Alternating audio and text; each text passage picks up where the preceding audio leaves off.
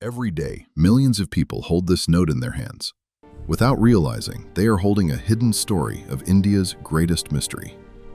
On the 10 rupee note lies an ancient temple, Konark, the Sun Temple of Odisha. But this is not just a monument, it is a cosmic chariot, a scientific marvel, and a legend carved in stone. And today, we uncover the story behind the temple that time tried to erase. In the year 1250 CE, on the eastern edge of India, a powerful king dreamed of something impossible. He wanted to build a temple so grand, so precise, so connected to the cosmos that the sun itself would honor it. What rose from this dream was not just a temple, it was a stone chariot of the sun god, a cosmic clock, and one of the greatest architectural wonders ever built by humans.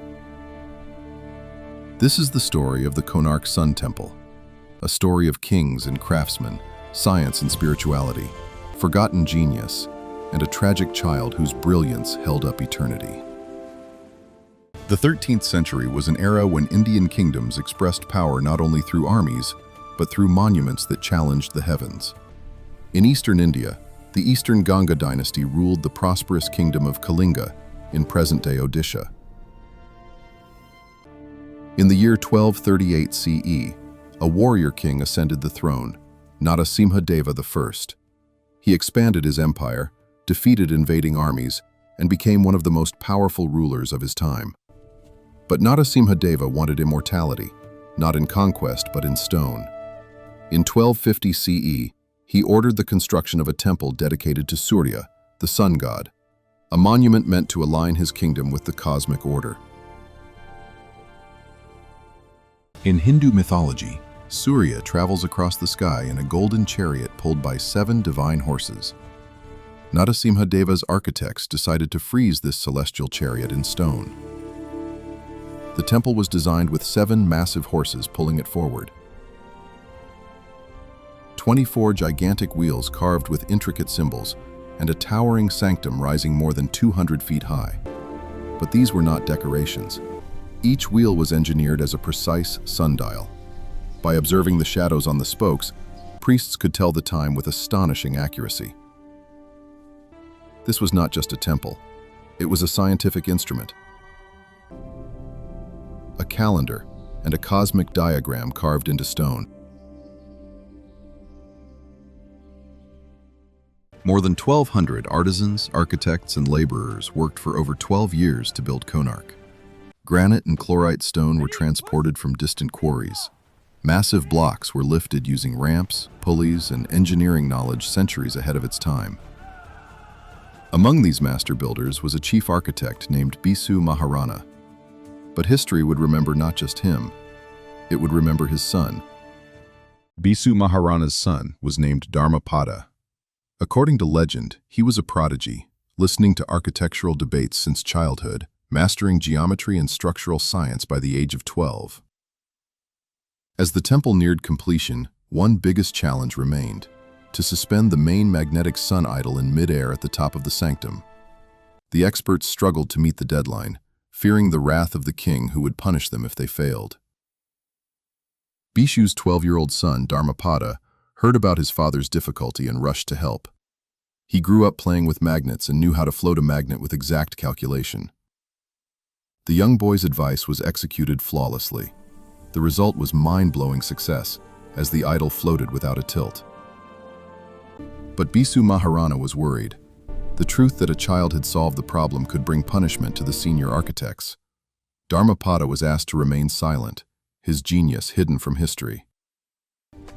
In legend, Dharmapada's fate fades into mystery. Some say he disappeared that night. Others say his story was lost to time. Whether myth or reality, he became a symbol of a forgotten child genius, whose mind shaped eternity, yet whose name nearly vanished from memory. The next 3 centuries saw the extraordinary visual glory of this new marvel temple of the ancient world. Konark stood as a living chariot of the sun. One of Konark's most mysterious legends speaks of a giant magnetic stone placed at the very top of the temple. According to folklore, The magnet was aligned so precisely that the sun idol inside the sanctum floated in midair, suspended between unseen forces. Sailors claimed this magnetic power disturbed compasses, causing ships to lose direction near the coast. Some Portuguese explorers were said to have removed the magnet to restore navigation. No magnetic relic survives today. Historians debate whether this was science, symbolism, or myth. Yet the temple did use advanced iron clamps, interlocking stone systems, and metallurgy far ahead of its time.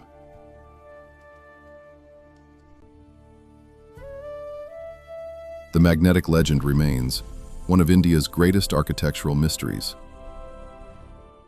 By the 16th century, legends tell of destruction brought by Kalapad.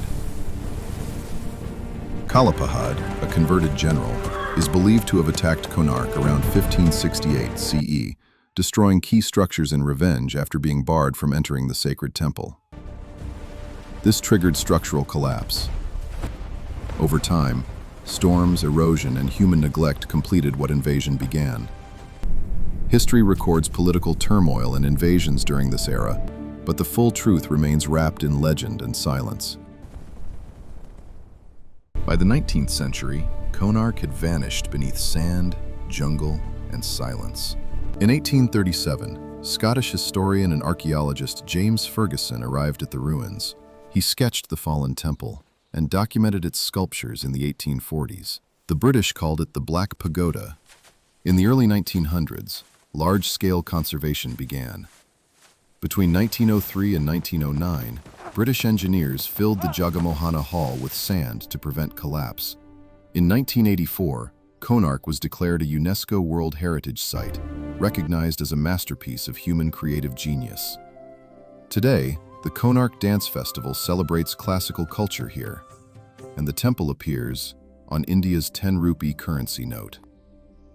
Time buried it, but time could not erase it.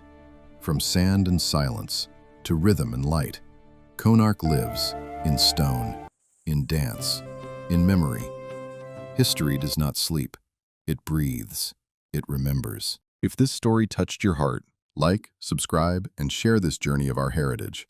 Let's keep these stories alive, together.